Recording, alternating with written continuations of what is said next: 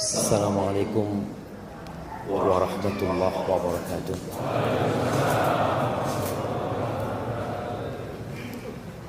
Alhamdulillah alladzi jama'ana 'alal huda wat tuqa. Segala puji bagi Allah Jalla Jalaluhu yang mengumpulkan kita di tempat ini bukan karena acara makan bersama, tapi kita berkumpul di tempat ini karena sama-sama dikasih hidayah sama Allah Azza wa Jalla. Sama-sama ingin menjadi insan yang bertakwa.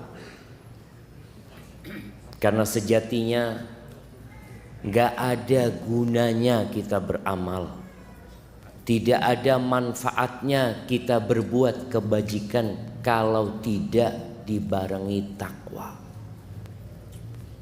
Karena innama yataqabbalullah minal muttaqin. Allah itu hanya menerima dari orang-orang yang bertakwa.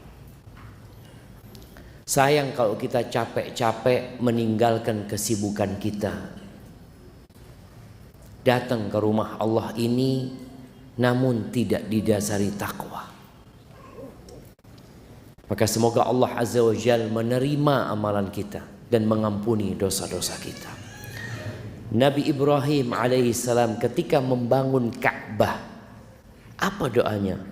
Rabbana taqabbal minna innaka antas sami'ul alim. Nabi kekasih Allah beramal soleh yang dibangun rumah Allah, beliau mengatakan, wahai Rabb kami, terimalah dari kami, sesungguhnya engkau Maha mendengar dan Maha tahu. Maka semoga Allah Azza wa Jalla mengampuni dosa-dosa kita dan menerima amalan kita. Allahumma salli wa sallim ala abdika wa rasulika habibina wa sayyidina Muhammad wa ala alihi wa ashabihi ajma'in. Ya Allah, semoga salawat dan salam, berkah dan nikmat senantiasa engkau curahkan untuk hamba kekasihmu, untuk baginda Nabi kita Muhammad alaihi salatu wassalam, yang telah mengajarkan semua kebaikan.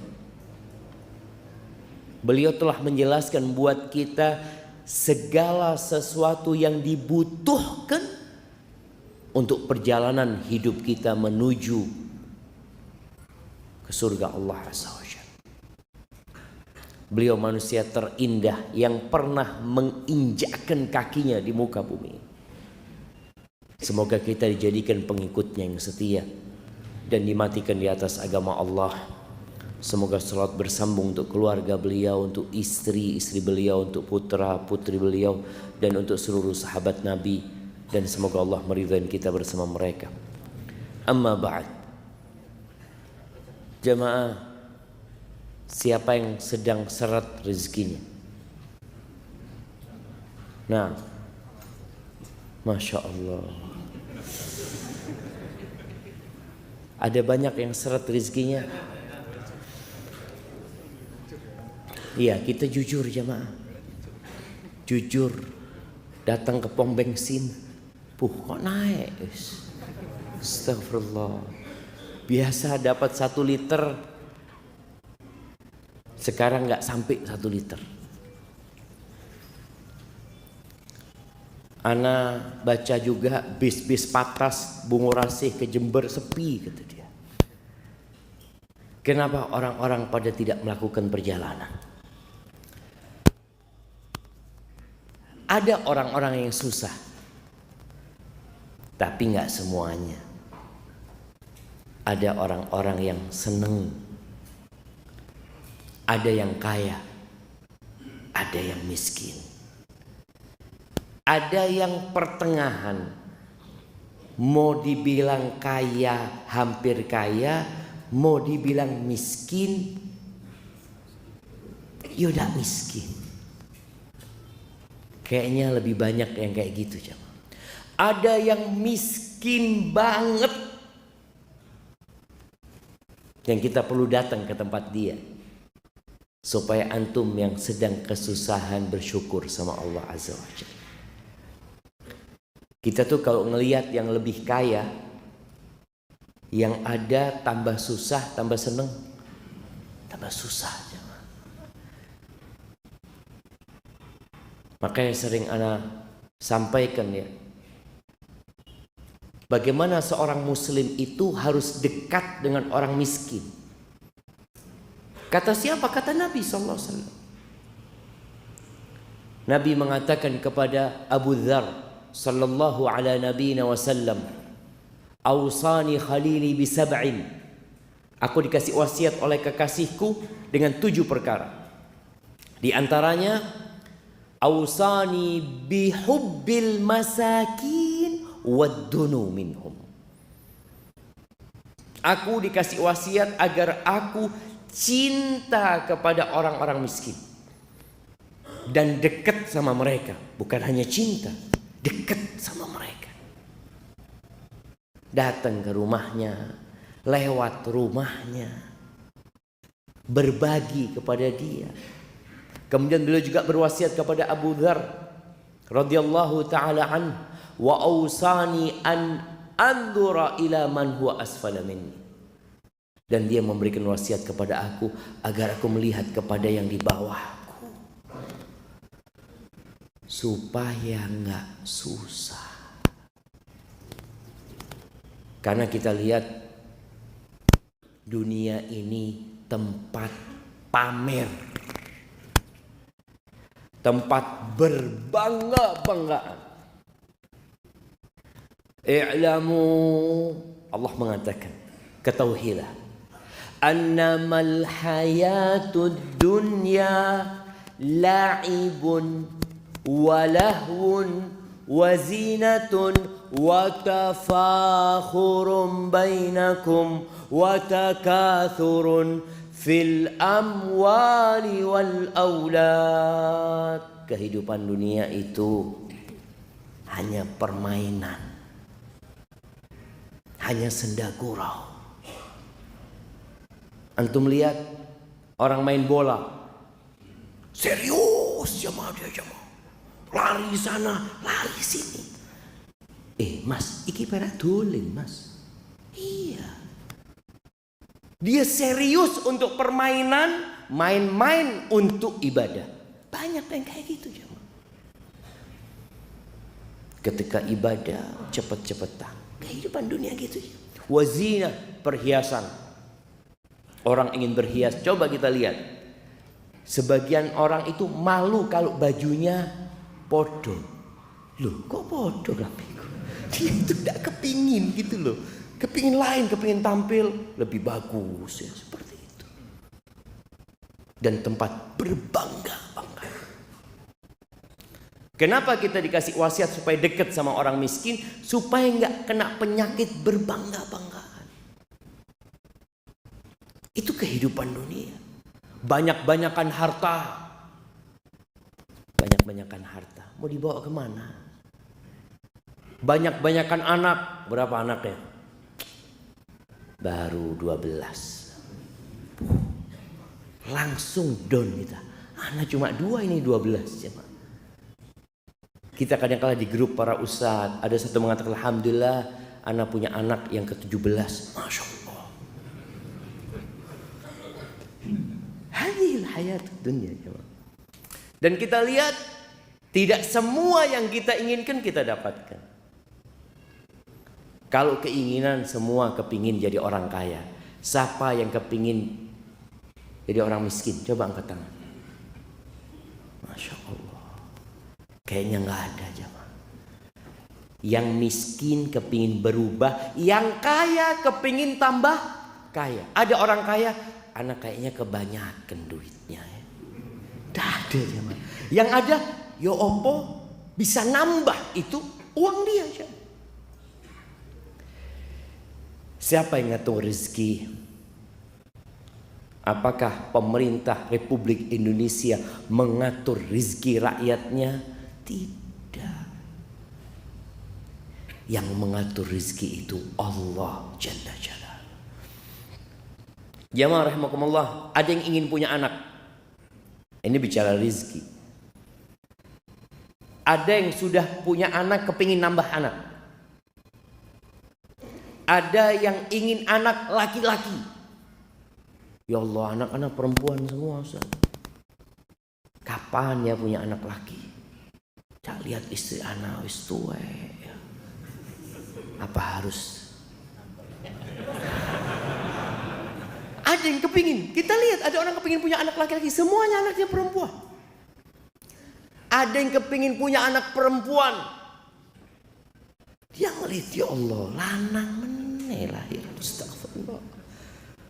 Ada yang mandul tidak punya anak. Siapa yang mengatur itu semua? Allah. Jangan sembarangan ke dokter. Kadang kala ada yang berangkat ke dokter. Oh, dokter ini hebat. Semua yang ke sana punya anak. Sukses. Antum tahu di Amerika ada seorang dokter yang ternyata puluhan anak itu pakai spermanya dia. Dia proses bayi tabung ya. Ya namanya ada orang-orang yang gak amanah. Dia datang, dokternya tahu ini spermanya gak bisa membuahi. Tapi kata dokter itu aman, masuk. Oh, hamil, makasih banyak dok. Ternyata ditemukan itu pakai spermanya dia. Kita perlu berhati-hati. Ada jalan yang harus ditempuh. Di surat Asy-Syura ayat 49-50. Allah Azza wa Jalla mengatakan lillah mulkus samawati wal ard. Milik Allah kerajaan langit dan bumi. Bumi ini kecil jemaah dibandingkan dengan yang ada di langit sana. Itu milik Allah. Yang di langit kita melihat ada miliaran bintang-bintang. Subhanallah, ana membaca penjelasan ulama ya, yang membuat ana semakin yakin dengan kebesaran Allah SWT. Langit yang 7 lapis itu ternyata transparan. Dari satu langit ke langit selanjutnya. Bintang-bintang yang kita lihat itu tidak semuanya di langit dunia ini. Sebagian ada di tempat-tempat yang tinggi sana. Dan nanti ketika orang masuk surga, itu akan dikasih seperti orang yang paling kaya di muka bumi ini 10 kali lipatnya. Kalau cuma surga itu sebesar bumi ini, tidak cukup jemaah. Anak lihat, ya Allah, apa mungkin nanti di planet-planet itu jadi surga ya? Tapi yang jelas, luasnya surga seluas langit dan bumi ini. Milik siapa semua itu? Lillah. Makanya orang kalau kena musibah, apa kata dia? Inna lillah. Kita ini tidak dua apa-apa. Kita tuh milik Allah. Yakhluqu ma yasha. Allah menciptakan apa yang Allah kehendaki.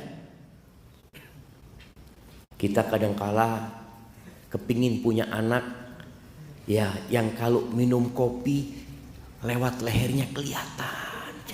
Masya Allah. Dilihat, loh kok kalau minum susu kelihatannya. Kebalikannya. Dia kepingin punya anak yang putih, tapi tahu-tahu nggak putih. Mirip sopo anak ini. Allah yang menciptakan. Makanya sebagian orang berpikir, saya mau cari istri yang cantik, mau memperbaiki keturunan. Ternyata anaknya melok mbak.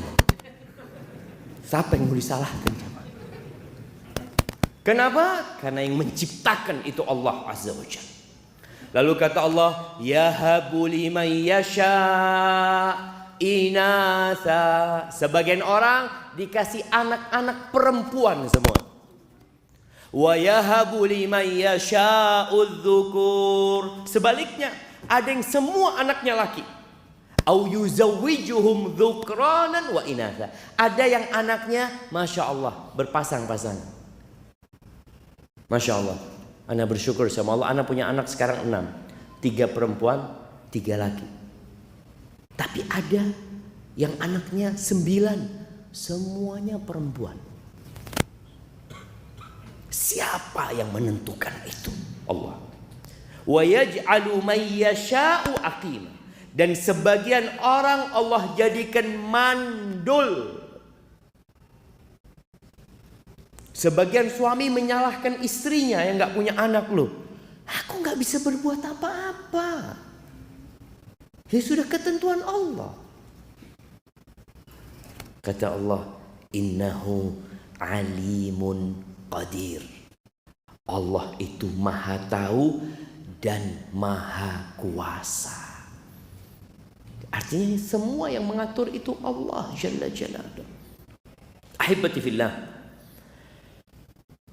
Kalau semua orang dikasih rizki tanpa batas. Nih kita bicara rizki sekarang. Yang seret rizkinya, yang tersendat-sendat rizkinya. Kalau semua orang itu dikasih kekayaan seperti Elon Musk. Mas Elon. Iya, dikasih harta kayak Mas Elon. Kira-kira ono sing ngaji ndak ya?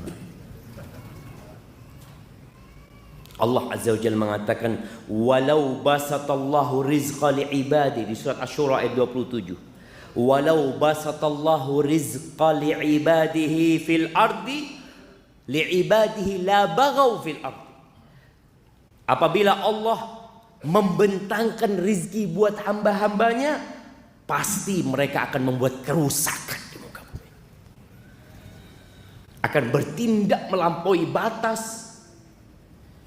Karena harta itu ada efek samping buruknya. La baghaw fil ardh. Terus kata Allah, walakin yunazzilu biqadarin ma yasha. Tapi Allah turunkan rizki itu dengan kadar yang sudah Allah kehendaki. Ono takrane.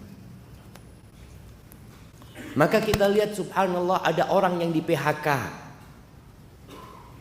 Pada waktu dia kerja dia dapat gaji 5 juta. Di PHK dia berpikir, ya Allah, ana mau makan apa Pak Ustaz? Tahu-tahu sekarang jadi pengusaha, omsetnya 500 juta. Siapa yang menentukan itu? Allah. Antum di PHK pun dengan takdir Allah Azza wa Jalla. Maka kita perlu berbaik sangka sama Allah yang sedang seret rizkinya, yang sedang tersendat-sendat, padahal bulan depan bayar kontrakan Ustaz. Apa kata Allah? Innahu bi'ibadihi khabirun basir. Sesungguhnya Allah itu maha melihat, maha mengetahui secara detail tentang kondisi hamba-hambanya. Allah tahu antum sedang susah. Terus ya, siapa yang kasih rizki? Allah kan? Ya udah kau minta sama Allah. Datang sama Allah Azza wa Jalla. Ahibati fillah, kita perlu punya iman yang membuat hidup kita tidak menderita. Apakah orang kaya itu berbahagia? Belum tentu. Apakah orang miskin itu berbahagia? Belum tentu. Tergantung kondisi imannya. Ketika seorang beriman bahwasanya rizki itu sudah ditetapkan ketika kita berumur 120 hari. Kita waktu berumur 120 hari dikirim malaikat di perut ibunda kita jemaah, masih janin. Dikirim malaikat, dicatat ajalnya, dicatat rizkinya, dicatat dia syaqiyun au sa'id, menderita atau berbahagia, masuk surga atau masuk neraka, itu dicatat. Ketika kita tahu itu, terus tugas anak cuma berusaha. Makanya kalau cari rizki, cari istri. Kalau cari rizki, cari istri. Kalau cari istri yang soleha. Yang antum kalau pulang ke rumah tidak membawa apa-apa, sang istri mengatakan, innalillahi wa inna ilaihi raji'un. Loh iya, ini istri bertakwa jamaah. Ini istri bertakwa. Dia nggak marah-marah sama antum. Dia beriman kita milik Allah dan kita akan kembali kepada Allah Azza wa Jalla. Bukankah musibah ketika suami nggak bawa apa-apa? Antum jangan marah. Antum kayak anak mati aja. Enggak, Mas. Anak yakin. Pokoknya antum sudah berusaha maksimal, ya udah. Berarti kita puasa hari ini. Nabi SAW kadang kala pagi kepingin sarapan, jemaah. Datang ke rumah istrinya. Ada yang bisa dimakan, kata Nabi SAW. Kata istrinya, ada air, cuma makanan gak ada. Nabi mendidik istri-istrinya mengatakan, idzan ana shaim. Kalau gitu hari ini aku berpuasa. Itu jamaah. Bagaimana tatkala rizki antum tersendat-sendat, amalan antum bertambah, pahala antum tambah banyak. Ketika antum kerja sibuk, antum kadang-kadang nggak bisa ngaji. Sejak ana di PHK, Ustaz, alhamdulillah ana selalu di soft pertama, Ustaz. Alhamdulillah, alhamdulillah jangan. Nikmat yang antum tidak merasakan itu kecuali ketika di PHK. Bayangin bagaimana Nabi SAW mengatakan, "Lau ya'lamun atau lau ya'lamun nas ma fin nida was-saffil awal." Kalau orang-orang tahu pahala menjawab adzan datang ke rumah Allah, ya.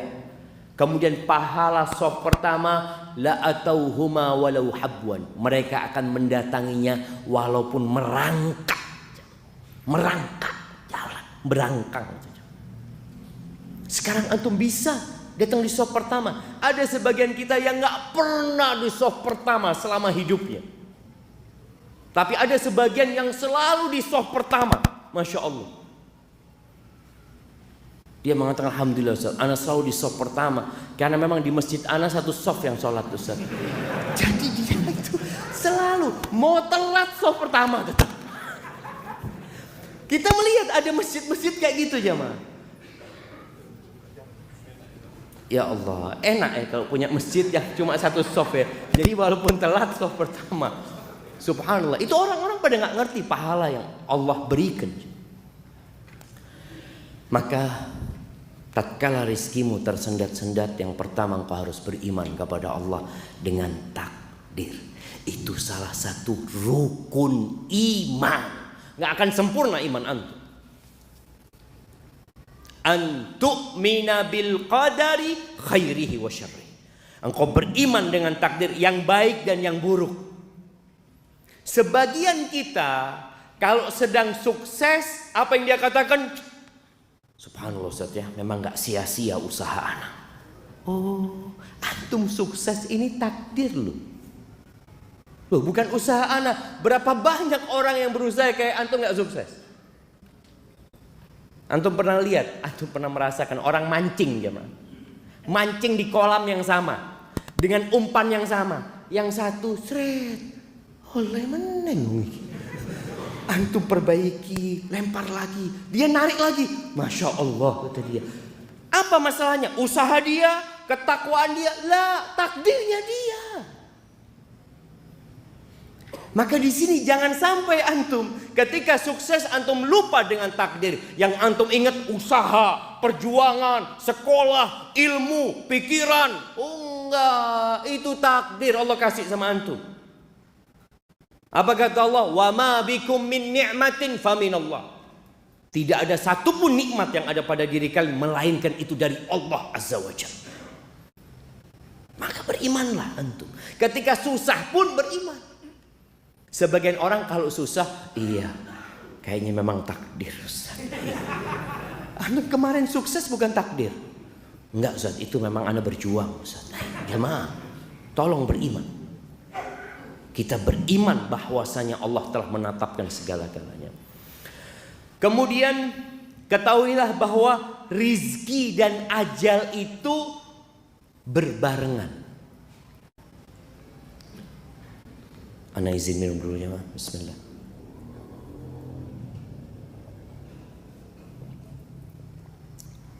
Alhamdulillah, rizki ana dapat minum air.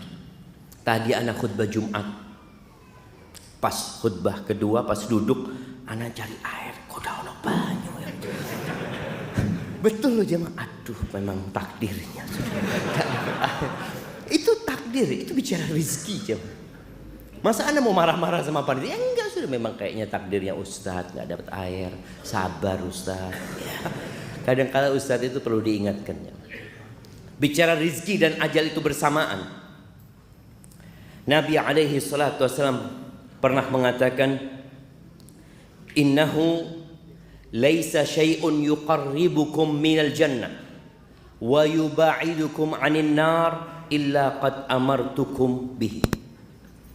Kata Nabi SAW, tidak ada sesuatu pun yang mendekatkan kalian ke surga dan menjauhkan kalian dari api neraka, melainkan aku sudah perintahkan kepada kalian. Walaysa syai'un yuqarribukum minan nar wa yuba'idukum minal jannah illa qad nahaitukum anhu. Dan tidak ada satupun perkara yang mendekatkan kalian ke neraka dan menjauhkan kalian dari surga, melainkan aku sudah larang kalian untuk melakukannya. Lalu beliau mengatakan, wa annar ruhal amin qad nafahatha fi ru'i. Jibril, dia telah menghembuskan di jiwaku. Apa yang dihembuskan Jibril jiwa Nabi SAW? Annahu lan tamuta nafsun hatta tastawfiya rizqaha. Lan tamut, tidak akan mati seseorang kecuali rizkinya sudah lengkap. Loh Ustaz, ya apa dia mati Ustaz, ninggalkan 10 miliar Ustaz? Iya, bukan rizki dia 10 miliar itu, rizkinya dia itu sudah habis, makanya dia mati. Antum pernah melihat ya ma, atau merasakan kondisi orang yang sakit parah tahu-tahu sadar, sehat, di ICU. Ana kemarin jagain mertua di ICU beberapa hari ya. Nanti ketika kita di luar nunggunya jamaah, kalau sudah ada panggilan itu jamaah, semua yang nunggu itu diem jamaah. Sopoy, oh fulan. Kalau sudah dipanggil itu, mereka bersegera masuk ke ruang ICU. Tahu-tahu yang keluar jenazah. Allahu Akbar, mati wes jamaah. Ada kemarin yang keluar pindah kamar, seneng keluarganya pindah kamar, masya Allah, ibunya kepingin apa, kepingin ini itu, dikasih semuanya, habis gitu mati. Ada rezeki yang belum nyampe kepada dia, dia harus sadar. Kalau ditetapkan rezekinya ada 5 sate kambing, belum dia makan rezeki, maka dia harus bangkit dari pingsannya atau komanya. Dia makan, setelah itu mati. Ada yang minta jus ya ma, ketika bapaknya sadar, bapak kepingin apa? Jus jeruk ya? Iya bismillah. Dibelikan jus jeruk, dikasih ke orang tuanya, beberapa sendok dikasih, habis gitu bapak mati. Karena ada jeruk yang tertulis dalam catatan dia, belum dia habiskan. Yang tersisa fatarikuhu linnas, punya orang yang tersisa itu. Makanya banyak orang menimbun harta bukan milik dia. Dia cuma kerja capek, taruh lagi. Punya siapa pak? Punya aku. Kata anaknya, belum tentu pak. Belum tentu. Wallahi cuma ada anak yang bapaknya sakit, dia pikir, kok bapak kita mati ya. Ngomong sama keluarganya, nanti kira-kira dikuburkan di mana bapak ini? Bapaknya masih sakit ini, sudah musyawarah. Tahu-tahu bapaknya sehat. Loh, kok waras? Subhanallah jemaah, berapa banyak anak yang mati duluan? Masya Allah. Yang mati duluan sebelum bapaknya. Ada bapak yang mengantarkan anaknya ke kuburan, nguburkan anaknya. Kenapa? Semua punya ajal dan punya rizki. Antum pernah melihat ada orang, masya Allah, bapaknya ini kaya raya, sukses jamaah. Ketika anaknya masih kuliah, sekolah, ketika anaknya sudah bekerja masing-masing, tahu-tahu rizki bapaknya ini berkurang. Bukan berkurang sebenarnya. Selama ini itu rizki anaknya, cuma lewat bapaknya. Ada kejadian di Surabaya, anda dengar cerita tuh. Ada satu orang piara anak yatim ya.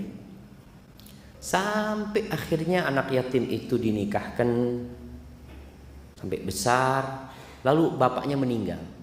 Bapak asuhnya ini meninggal dunia. Dibagilah warisan, kaya raya bapaknya. Dibagilah warisan, yang anak yatim ini kan nggak dapat warisan. Sudah nggak dikasih sama anak-anaknya, nggak dikasih. Sudah, subhanallah jamaah. Ternyata yang rizkinya banyak itu anak yatim itu. Jadi kaya raya dia. Anak-anak yang dapat warisan ini bangkrut semuanya. Supaya kita sadar, tatkala kita pegang uang banyak belum tentu rezeki kita. Ini punyanya anak, ini punyanya ini, punyanya itu. Karena semua sudah ditetapkan. Terus apa kata Nabi SAW ketika menyebutkan manusia tidak akan mati kecuali rezekinya sudah sempurna. Maka antum jangan takut. Selama kepala antum masih bergerak-gerak berarti masih punya rezeki. Ada satu orang mengatakan, antum kalau nggak bisa makan, bertamu ke rumahnya teman. Anda punya fulus ya, datang, assalamualaikum habis isya.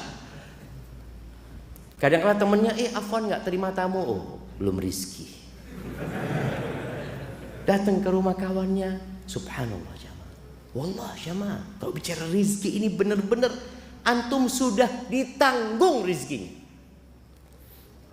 Kemudian kata Nabi SAW, fattaqullaha wa ajmilu fit talab. Kalau sudah antum punya keimanan, rizki ditetapkan berbarengan dengan ajal, maka berbuat baiklah dalam mencari itu rizki. Disuruh nyari sama Nabi SAW, bukan disuruh tidur. Jangan pernah berpikir karena sudah ditetapkan rizki berarti anda tinggal nunggu, Ustaz. Iya, antum tinggal nunggu tapi dengan usaha. Nabi SAW mengatakan fa'ajmilu fit talab wa la yahmilannakum istibta'ur rizq. Jangan sampai kena penyakit istibta'. Istibta' rizq itu tadi rizkinya tersendat-sendat. Ya Allah, kapan anak punya rumah ya? Kapan anak punya mobil? Kapan anak punya motor? Kapan dia mulai merasakan kok lambat ya? Fulan lu wis ganti meneng motore, ana belum ganti-ganti. Jangan sampai perasaan lambatnya rezeki, kata Nabi SAW, antatlubuhu bima'asillah, akhirnya engkau melakukan kemaksiatan kepada Allah. Berapa banyak orang karena rezekinya lambat, lama nggak punya rumah, dia akhirnya menggunakan sistem riba, motor riba, nikah utang riba juga jamaah. Ada yang seperti itu. Jangan sampai, kata Nabi SAW. Kenapa? Fa innahu la yudraku ma indallah illa bi ta'at. Yang di sisi Allah nggak bisa diraih kecuali dengan ketaatan. Maka berapa banyak orang yang kaya raya tapi tidak mendapat manfaat dari hartanya. Nggak dapat manfaat. Antum pernah lihat tukang sayur? Ada tukang sayur di sebuah pasar ini jamaah. Dia itu buka pakai amben jamaah. Di depannya tokonya meracangnya orang kaya. Dia buka di sana. Tukang sayur pakai apa? Amben itu. Masya Allah. Tukang sayurnya berangkat umroh. Tukang sayurnya berangkat haji. Yang punya toko besar nggak berangkat umroh wala haji. Yang di sisi Allah nggak bisa diraih kecuali dengan ketaatan. Berapa banyak orang nggak bisa sholat malam padahal sehat. Ini Ustaz, Masya Allah pemain bola ini Ustaz. 45 kali 2 lari di lapangan. Ke masjid tak tutup-tutup. Mau ke masjid, ke kanan, ke kiri, padahal dilewati masjidnya jemaah. Yang di sisi Allah nggak bisa diraih kecuali dengan ketaatan kepada Allah. Maka jangan sampai yang merasa tersendat rezekinya, akhirnya dia ambil jalan pintas. Pikirnya supaya banyak rezekinya. Yang ada bala ketika kita mencari rezeki dengan cara yang tidak Allah ridhai. Ahibati fillah, rezeki itu ada 2 macam. Di dalam sebuah athar yang dinisbatkan kepada Ali bin Abi Thalib, kepada Waqi' bin Jarrah, Ali mengatakan, "I'lam ay bunayya, ketahuilah wahai ananda, anna rizqa rizqan." Rizki itu 2. Rizqun tatlubuhu wa rizqun yatlubuka. Yang satu rizki yang engkau harus mengusahakannya. Ada rizki yang memang kita mendapatkannya dengan usaha. Allah sudah tetapkan sebab-sebabnya. Tapi ada rizki yang mencarimu. Wallah jemaah, ada orang di rumah ya, duduk-duduk di rumah, ya Allah kok kepingin martabak anak ya. Tahu-tahu tetangga, Assalamualaikum, kirim martabak. Ya Allah, itu rizki yang mencarimu.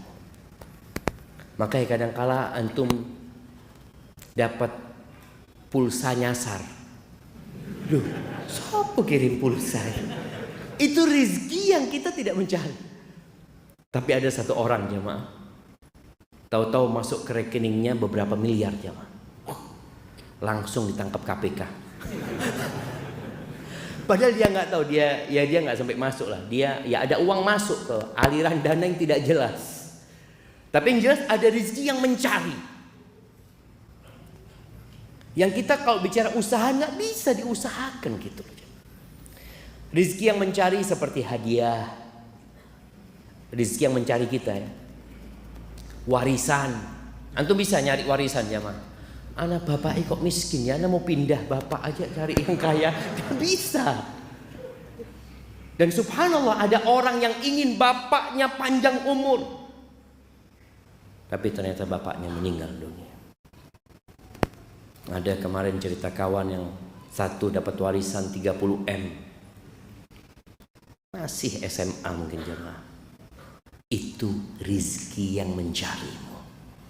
Yang Allah Azza wa Jalla mengatakan, "Wa man yattaqillah yaj'al lahu makhrajan wa yarzuqhu min haitsu la yahtasib." Barang siapa yang bertakwa kepada Allah, maka Allah akan kasih solusi dan Allah akan kasih rizki dari arah yang tidak disangka-sangka.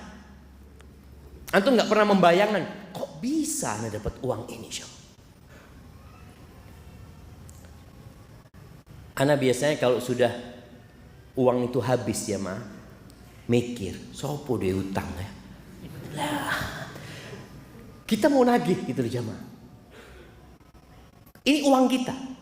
Kita datang ke rumah orang itu, dia juga nggak punya uang, nggak bisa bayar. Mau ngomong apa gitu? Berarti ya mungkin bukan rezeki ana. Bahkan ada yang sampai mati orang itu nggak bayar utang. Ya bukan rezeki antum sudah. Uang itu kadang-kadang. Ahibati fillah, apa kunci-kunci rizki selain usaha? Karena kebanyakan kita itu kalau bicara rizki ya usaha, melamar kerja. Ada banyak ternyata kunci-kunci rizki. Yang pertama, beristighfar, bertobat kepada Allah Azza wa Jalla. Karena di antara yang menyebabkan rizki tersendat itu dosa. Innal abda la yuhramur rizq bidzambi yusibu. Sesungguhnya hamba, kata Nabi SAW, dihalangi dari rizki gara-gara dosa yang dia lakukan. Maka antum istighfar, mohon ampun sama Allah. Keluar nanti habis sholat isya, hilang sandalnya Ustaz ya. Oh ya. Antum akan menyalahkan orang yang mencuri. Yang mencuri salah. Coba antum berpikir, kenapa kok sandalnya Ana ya? Padahal ini lebih bagus dari punya Ana. Seharusnya punya dia yang hilang itu. Mungkin salah malingnya. Tidak salah malingnya. Bener ngambil sandal antum. Dosa. Beristighfar, mohon ampun sama Allah SWT. Nabi Nuh alaihissalam mengatakan kepada kaumnya, faqultu astaghfiru rabbakum innahu kana ghaffara yursilis sama alaikum midrara wa yumdidkum bi amwal wa banin wa yaj'al lakum jannatin wa yaj'al lakum anhara. Jamaah, isya. Sudah, kita dengarkan azan dulu.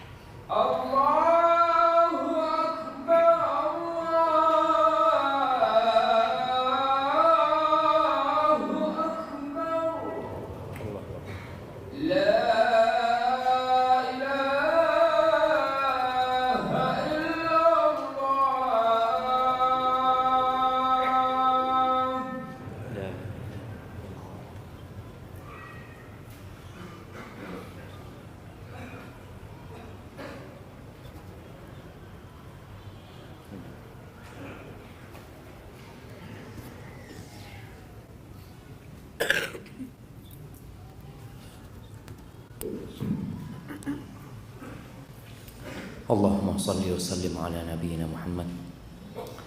Nah, perbanyak istighfar. Nabi Nuh mengatakan kepada kaumnya, kalian istighfar, minta ampun sama Allah, bertobat kepada Allah. Kita punya banyak dosa. Allah itu Maha Pengampun.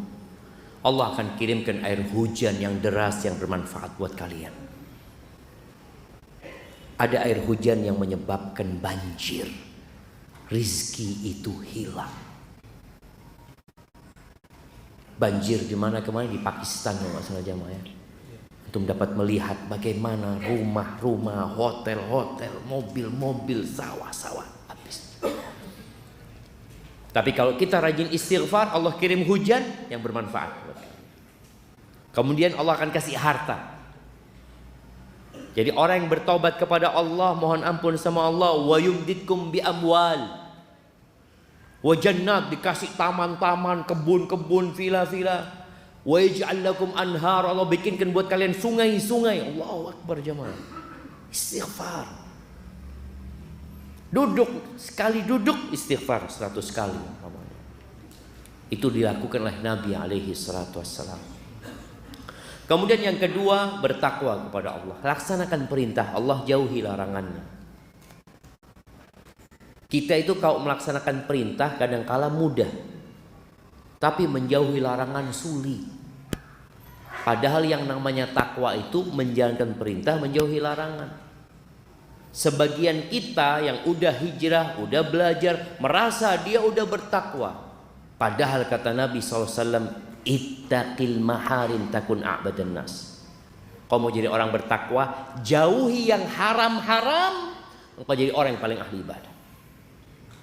Sebagian kita berpikir ahli ibadah itu yang selalu baca Quran, yang selalu di shaf pertama. Oke, itu termasuk orang ahli ibadah. Tapi yang paling ahli ibadah adalah orang yang meninggalkan yang haram-haram dan melaksanakan perintah Allah Azza wa Jalla. Dan tadi kita udah bacakan ayatnya di surat At-Tolaq ya. Surat At-Tolaq ini biasanya orang kalau mau bercerai itu bingung masalah masa depannya. Gimana nanti anak-anak.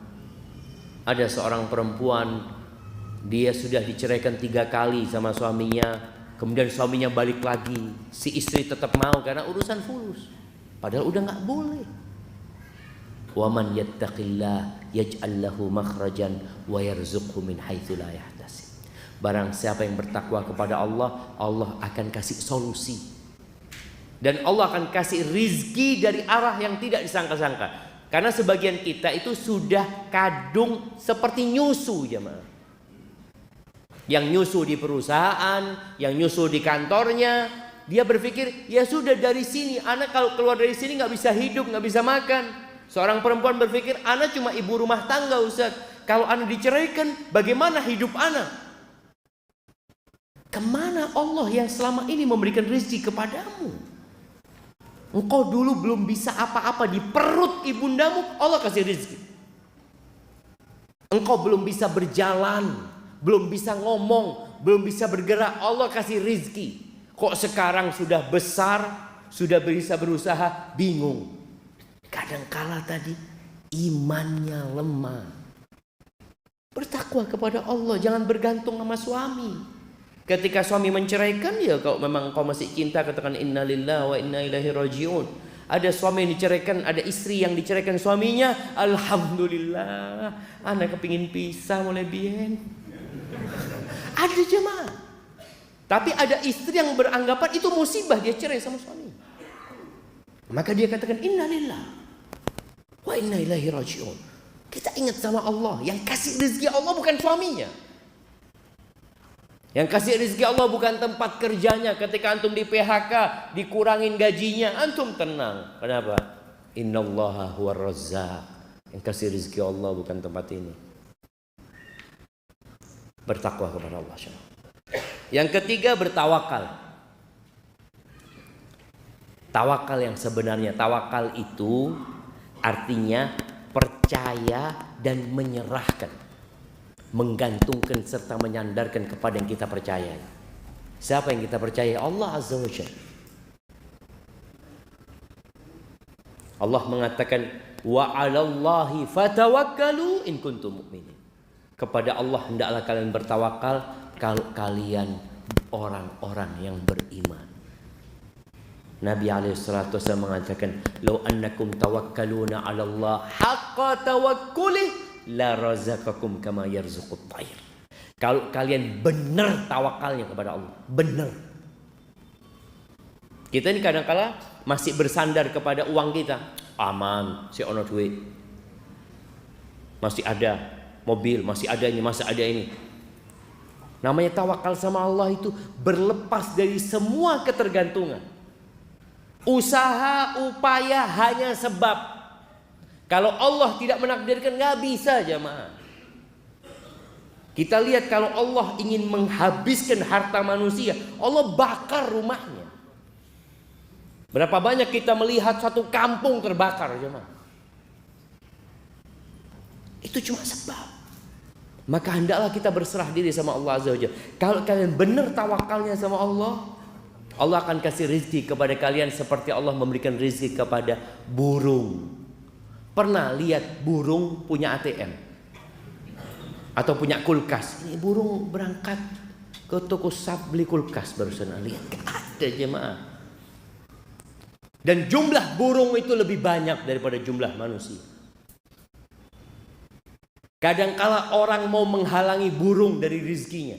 Untuk melihat di sawah, mana umprit itu jemaah, sama orang diusir lagi. Yang tukang usir tidur jemaah, burungnya makan. Allah akan kasih rezeki seperti Allah memberikan rezeki kepada burung. Burung itu berangkat dari rumahnya di pagi hari. Pagi hari wis rame burung itu jemaah. Makanya kalau antum mau bertawakal seperti burung, pagi hari udah bangun, udah baca doa, Allahumma inni as'aluka ilman nafi'an wa rizqan thayyiban wa amalan mutaqabbala. Habis gitu bismikallahumma mutu wahya. Ya enggak. Habis gitu bangun kerja. Ada orang habis baca doa itu tahu-tahu bismikallahumma amutu wa ahya. Ya gimana Ustaz, ana di PHK Ustaz, lu bangun antum. Cari usaha seperti burung, keluar pokoknya. Pokoknya keluar. Bagaimana Nabi alaihi salatu wasallam mendidik umatnya untuk berangkat ke hutan. Cari kayu engkau, berangkat sana. Makanya kalau antum lihat ada orang-orang yang nyari botol-botol, itu kayak burung. Dia nggak tahu dapat apa nggak botol hari ini. Ya Allahu a'lam. Dia datang, dia buka tempat sampah. Oh, ndak ono. Dia buka lagi. Ndak ono. Allah akan kasih rezeki seperti Allah memberikan rezeki kepada burung. Yang pagi hari dia nggak tahu mau makan apa, nggak tahu burung. Yang penting berangkat. Tapi pulang kenyang burung itu jam. Kalau masih punya rezeki burung itu kenyang. Tapi kita lihat ada anak-anak burung yang sudah rezekinya habis. Tahu-tahu mati di mana? Di rumahnya. Bapak ibunya ditangkap. Ya sudah, ini kehidupan. Tapi engkau bertawakal seperti burung. Bukan berarti nggak boleh nyimpen uang, boleh nyimpen uang, nggak ada masalah. Tapi hatinya tidak bergantung kepada simpananmu, tapi bergantung sama Allah Azza wa Jalla. Kemudian yang keempat, fokus ibadah. Niatkan ibadah. Antum bekerja pun niatkan ibadah, usaha niatkan ibadah. Orang yang fokus ibadah jamaah, semua diniatkan untuk mengabdi kepada Allah, Allah akan mudahkan rezeki. Dan antum lihat. Kemudian yang kelima, berangkat haji dan umroh. Loh Ustaz, ana ini tersendat-sendat berangkat haji atau umroh. Yang punya rezeki berangkat haji. Ini kan wajib haji. Berangkat engkau haji. Jangan takut uangmu habis karena haji. Karena sebagian orang sekarang ini kalau mau haji bayar berapa jemaah? Kalau yang reguler itu 40 juta. Kalau yang plus ya ada yang 12.000 ya. 12.000 US dollar ya. Kalau yang furoda yang tahun ini bayar langsung berangkat bisa sampai 20.000 US dollar. Wah, kayak Ustaz 300 juta. Oleh lah Avanza. Kadang kala orang itu berpikir, betul, itu uang itu seakan-akan habis jemaah. Dia setorin, hilang uang itu. Nggak akan kembali. Oh, itu pembuka rezeki. Jangan takut. Setelah haji punya rezeki, berangkat umrah lagi. Kata Nabi SAW, tabi'u bainal haji wal umrah. Ikuti haji dengan umrah. Umrah dengan haji. Fa innahuma yanfiyanil kufra wal faqra kama yanfil kir khabar hadis. Sesungguhnya dua amalan ini bisa menghapuskan kefakiran dan kekufuran. Dulu pernah ada yang beranggapan orang yang haji berulang kali itu Ya, haji apa? Haji setan atau apa? Pernah ada ungkapan seperti itu? Enggak benar. Berangkat haji lagi. Tapi tolong hajinya yang mabrur. Haji mabrur itu di antara tandanya dia itu ketika pulang suka berbagi kepada orang lain. Suka menyebarkan salam. It'amut ta'am wa ifsya'us salam, kata Nabi SAW. Tapi kalau orang berangkat umroh, berangkat haji, tetangganya kelaparan, oh ini nggak benar ini. Haji yang benar itu menghapuskan kefakiran dan kekufuran. Ana masih ingat jemaah orang Madiun apa orang Kediri ya. Ketika ana wawancarai, ana tanya sama dia waktu itu ana jadi jadi reporter radio di Medina itu. Ana tanya, Bapak udah berapa kali haji Bapak? Alhamdulillah Pak Ustadz 3 kali. Kalau antum lihat wajahnya, lihat pakaiannya, ya Allah, nggak pantas gitu loh jemaah. Kalau dikatakan dia orang kaya, dia ngomong Alhamdulillah sudah 3 kali Ustadz. Saya tanya semuanya plus Bapak? Iya plus Ustadz. Ya apa ceritanya kok tertarik untuk haji lagi? Dia ngomong ketika anak haji pertama sama istri, anak ngomong sama istri, nanti kalau kita punya rezeki, kita bangun masjid aja ya, kata dia. Oh iya mas, insya Allah. Pulang Ustaz haji itu alhamdulillah usaha kita sukses, kita punya rezeki, kita bisa bangun masjid Ustaz. Habis itu dikasih rezeki lagi sama Allah Azza wa Jalla. Akhirnya kita daftar haji lagi. Pas haji kedua, anak ngobrol sama istri, nanti kalau punya rezeki mau apa kita? Insya Allah kita ngaspal jalan di kampung yuk, supaya orang-orang enak jalannya. Pulang haji kedua Ustaz, Masya Allah dikasih rezeki lagi sama Allah Ustaz. Kita aspal jalan di kampung, Allah tambahin rezeki kita, daftar lagi Ustaz. Yang ketiga kali. Itu kalau antum yakin. Tapi ada orang yang perhitungan, Ustaz ini kalau buat modal usaha diputer, piara sapi ini mati kabeh. Kadang-kadang orang berpikir itu dia ingin uangnya bagaimana bertambah. Berangkat haji itu, berangkat. Itu termasuk pintu rizki, kata siapa? Kata Nabi alaihi salatu wassalam. Jadi jangan hanya berpikir kita keluar duit Ustaz. Kalau usaha kan masih memungkinkan akan kembali. Antum berangkat haji, antum investasi buat akhirat antum. Niatkan buat akhirat, tentunya dihapuskan dosa ya. Insya Allah rizkinya ditambah sama Allah. Kemudian yang keenam, silaturahim. Udah tahu tuh kita hadisnya. Man ahabba an yubsata lahu fi rizqihi wa yunsa lahu fi atharih falyasil rahimah. Yang ingin diluaskan rizkinya, yang ingin rizkinya enggak tersendat-sendat, enggak seret, silaturahim. Yang ingin dipanjangkan umurnya, silaturahim. Apa silaturahim itu? Silaturahim itu, jemaah, apa silaturahim? Nah, siapa yang tahu? Nah, hubungan, ya menghubungkan keluarga. Ada hadiahnya jemaah. Oh, no masjid ya jemaah. Seakan masjid ya. Didoakan. Mungkin kurang silaturahim masjidnya. Nah, silaturahim itu seperti disebutkan Bapak tadi. Menyambung atau berbuat baik sama kerabat. Berbuat baik sama kerabat kita, bukan sama sahib. Ada yang namanya al-ukhuwah al-islamiyah, kita saudara sesama umat Islam. Tapi ada al-rahim, al-arham. Itu kerabat kita yang satu mbah, satu kakek. Antum coba cari. Anak ini sudah lama nggak ke paman ana umpamanya. Anak ini sudah lama nggak ketemu sepupu ana. Wala WA dia, wala apa. Silaturahim. Malam ini yang belum punya grup WA, bikin grup WA. Grup WA satu kakek.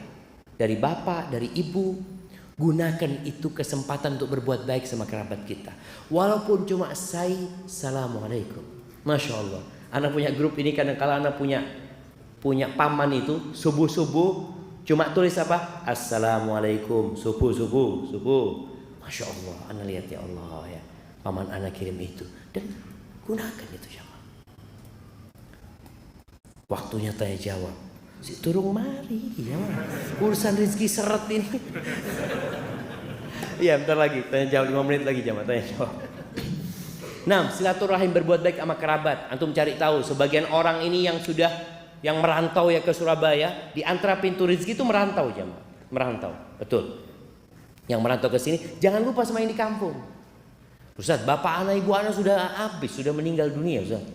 Ya sudah, antum berangkat ke kampung, nyambangi paman-paman, keponakan-keponakan, sepupu-sepupu, sambangi mereka, ketemu sama mereka, lihat kondisi mereka. Oh, yang ini butuh bantuan, yang ini kayaknya perlu biaya sekolah.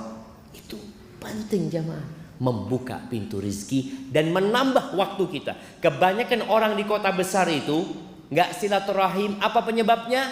Nggak punya waktu. Nggak punya waktu, Ustaz. Sibuk Anda bekerja. Antum kepingin punya tambahan waktu, silaturahim. Ditambah waktu. Dan alhamdulillah kalau bicara berbagi sekarang bisa kirim. Telepon aja bisa langsung dikirim jemaah. Sekarang antum dari sini tinggal pesan dikirim. Masya Allah, Masya Allah. Ada kemudahan. Maka silaturahim nggak harus berkunjung ya, bukan bertamu. Kalau kita bisa bertamu, tapi kalau nggak bisa paling nggak kita kirim hadiah buat mereka, ucapan salam kepada mereka. Kemudian yang ketujuh, berinfak. Bersedekah itu juga membuka pintu rezeki, karena tiap pagi ada malaikat yang berdoa, Allahumma a'ti munfiqan khalafan. Ya Allah, berikan kepada orang yang suka berinfak itu ganti, dan berikan kepada orang yang pelit itu kebinasaan.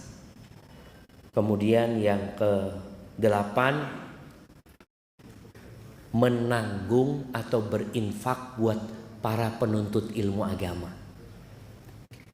Karena pernah di masa Nabi SAW ada seorang sahabat yang mengadu, ya Rasulullah, ana ini kerja capek, ini ana punya adik belajar terus di tempatmu ya Rasulullah. Apa kata Nabi SAW? La'allaka turzaqu bihi. Boleh jadi engkau dapat rezeki gara-gara adikmu ini. Jadi ada kakak kadangkala ya, dia rela capek demi adik-adiknya sekolah, gak ada masalah. Insya Allah itu akan membuka rezeki buat antum. Antum cari anak-anak yang gak mampu sekolah, antum tanggung, khususnya yang belajar ilmu agama jamaah ya. Insya Allah Allah mudahkan rezeki antum. Kemudian yang ke berapa? 9 jamaah, berbuat baik kepada orang-orang yang lemah. Kata Nabi SAW, hal tunsaruna wa turzaquna illa bidu'afaikum. Apakah kalian dikasih rezeki, dikasih pertolongan sama Allah, melainkan gara-gara orang-orang yang lemah di antara kalian. Jadi orang kaya nih jamaah, sebenarnya kalau nggak ada orang lemah nggak jadi orang kaya. Antum bisa bayangin ya, orang lemah, saya nggak mau jual beras sama orang kaya. Bapak, yowis nandur dewi.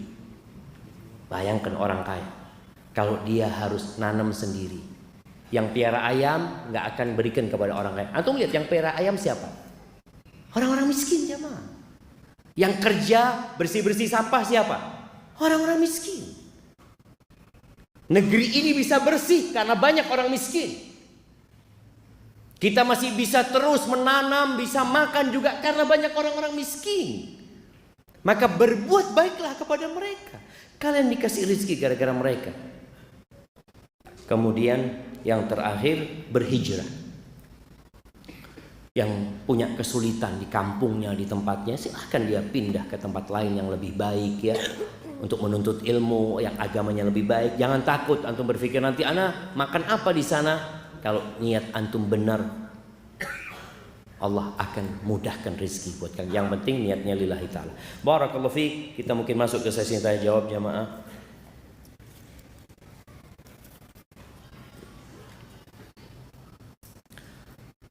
Nah, ana mau bertanya. Dulu ana terjebak dalam dosa pacaran. Kemudian ana ingin berhenti dari dosa tersebut dan ana menikah dengan pacar ana. Tapi secara agama, dikarenakan istri ana masih kuliah semester akhir. Insya Allah ana nanti akan nikah secara negara setelah istri ana selesai kuliah. Pertanyaan ana, Ustadz, bagaimana cara taubat yang benar terhadap dosa ana dahulu? Ya, jemaah, banyak dosa yang menjadi penutup rezeki kita. Ada orang yang kasih rezeki sama Allah terus padahal dia berbuat dosa, itu namanya istidraj. Agar dia nggak bertobat dan mati dalam kondisi melakukan dosa. Alhamdulillah antum bertobat kepada Allah. Caranya bagaimana? Yang pertama, antum harus menyesali meninggalkan perbuat dosa itu dan bertekad untuk tidak mengulangi. Lalu perbanyak amal soleh. Perbanyak amal soleh. Insya Allah dengan cara seperti itu semoga Allah mengampuni dosa-dosa antum. Bagaimana status pernikahan anak? Kalau secara agama, kalau pernikahan itu sah secara agama, dinikahkan oleh walinya, ada 2 saksi, ada mahar, ada ijab qabul, insya Allah sah secara agama, nggak ada masalah. Tinggal yang berkaitan dengan catatan negara ya, karena itu harus dilakukan di KUA umpamanya. Terus nikah ini mudah, jangan dibikin ruwet. Nikah itu nggak harus digedong, nggak harus ngundang orang banyak. Walimah sunnah, nggak wajib. Antum punya rezeki, masya Allah. Kemarin pandemi itu, masya Allah jemaah, ada orang yang menikah yang hadir cuma 30 orang. Itu pun kasih nasi kotak. Alhamdulillah. Itu bisa kita lanjutkan sekarang. Jadi nikah, antum kalau nasi kotak nggak usah terlalu Ustaz, nasi kotak. Anak sate Madura aja Ustaz. Iya, pulang dari masjid Isya, ayo jamaah ke rumah anak. Walimah, ada sate, fadol sate. Cukup jamaah. Kita jangan mempersulit diri kita sendiri dengan hal-hal yang tidak penting, yang kadang-kala hanya untuk berbangga-banggaan. Dulu itu kalau nikah nggak ada souvenir jamaah. Sekarang antum lihat harus ada souvenirnya. Kalau nggak ada souvenirnya nggak enak sama tetangga. Apalagi kalau pulang harus ngasih apa? Besek ya, kasih besek, kasih berkat ke orang-orang itu. Kalau antum mampu silahkan, tapi nggak mampu jangan memberatkan diri. Oh apa kata orang? Biar orang berbicara, daripada antum harus berhutang. Akhirnya susah. Malam pertama ini ada malam pertama, istri ini ngelihat suami ini ngelihat istrinya, mas apa mas katanya, mikiri utang itu gara-gara kawin di awakmu. Itu kan kesian jamaah.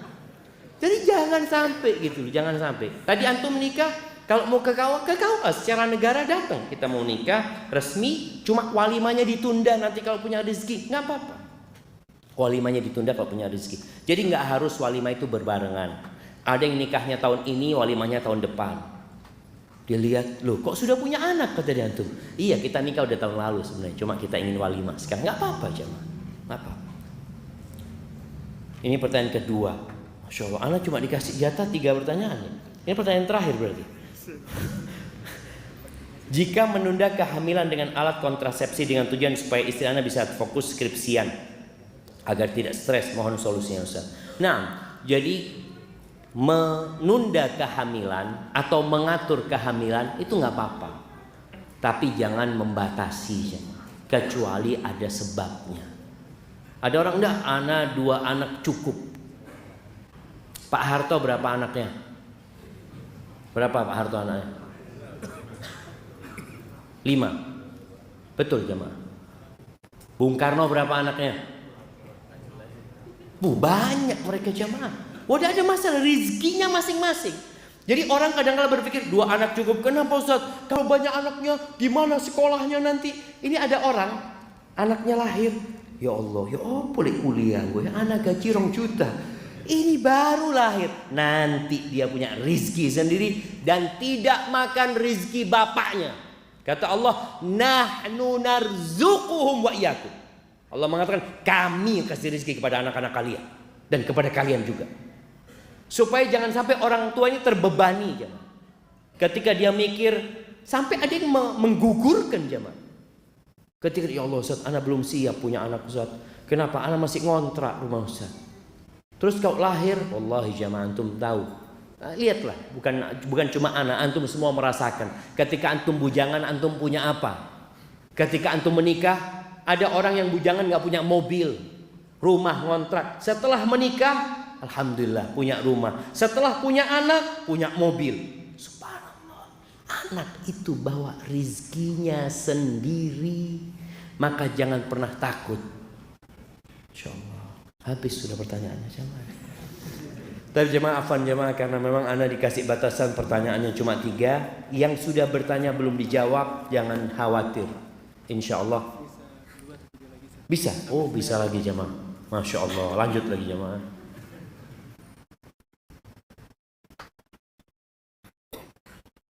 Bukankah kita diperintahkan untuk punya banyak anak, punya anak banyak? Iya jemaah. Bismillah antum. Niatkan punya anak 20. Walaupun lahir cuma 7, alhamdulillah, tapi kan pahala niat sudah dapat jemaah. Di Jember itu ada satu orang kepingin punya anak 40 jemaah. Dia nikah beberapa wanita dia nikah ya. Kalau nggak punya anak dia ceraikan karena memang dia nikah kepingin punya anak ya. Sampai anaknya kalau nggak salah 32. Tapi bapaknya mati, nggak sampai 40. Itu rezekinya cuma 32. Antum paling nggak separuhnya aja.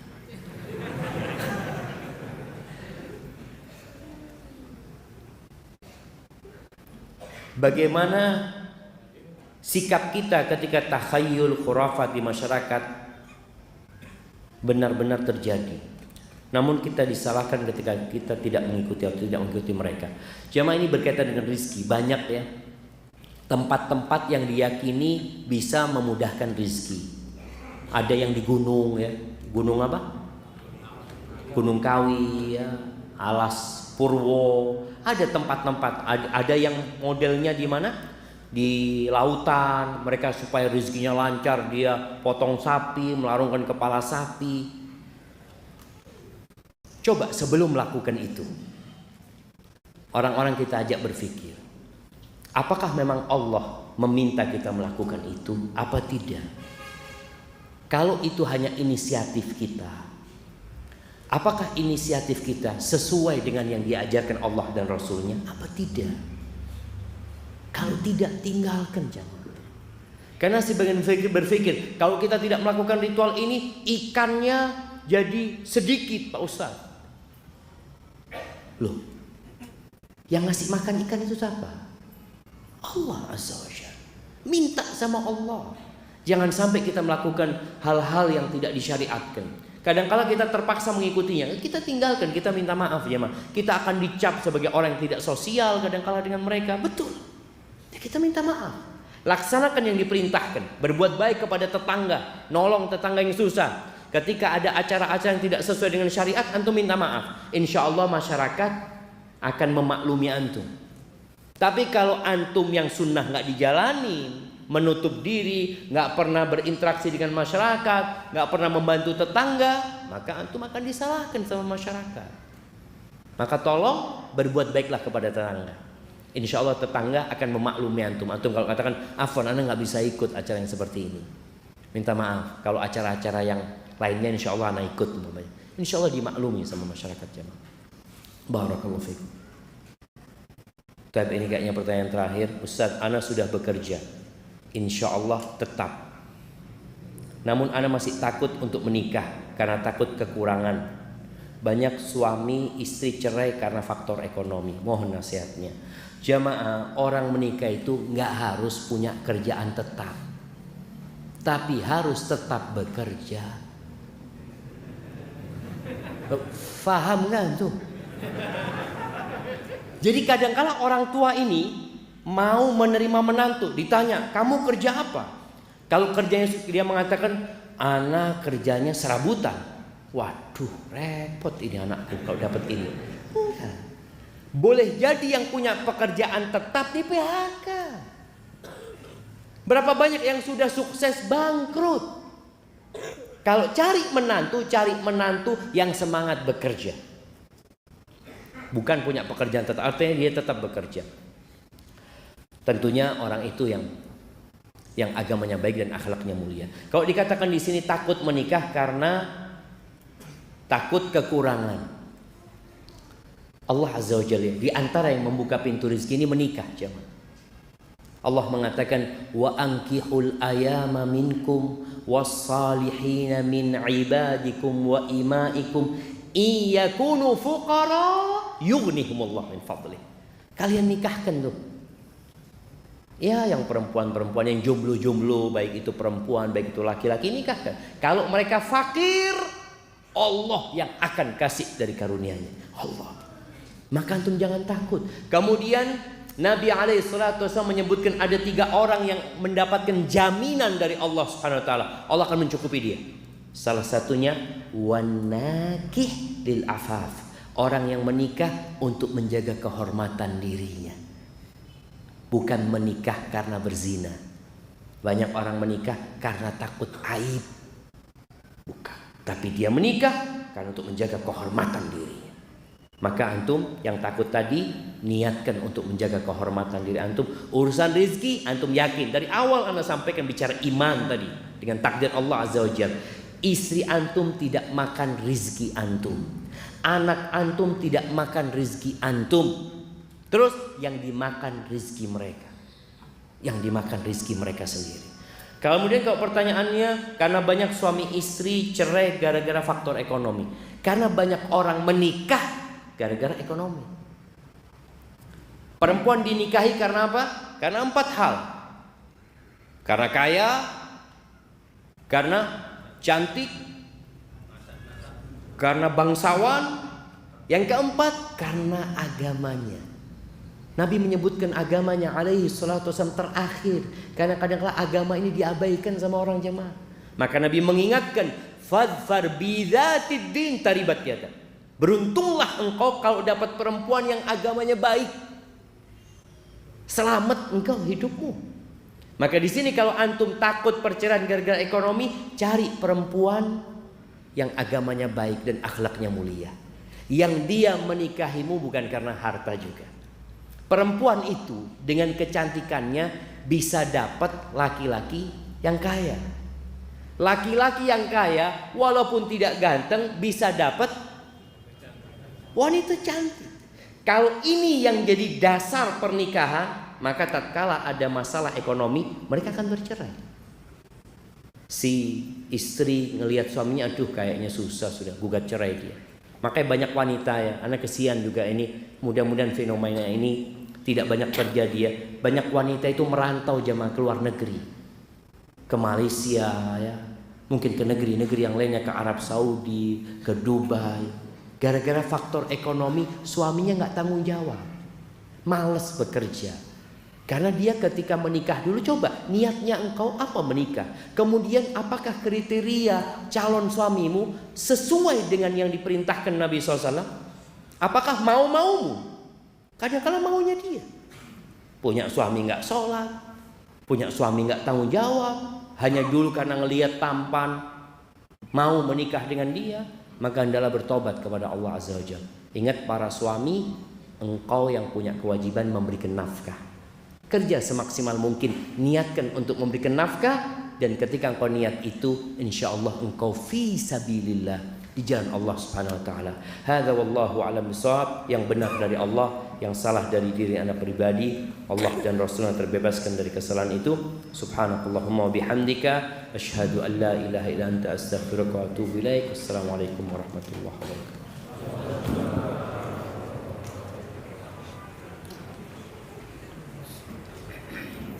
Klik tombol subscribe dan aktifkan loncengnya biar nggak ketinggalan video berikutnya.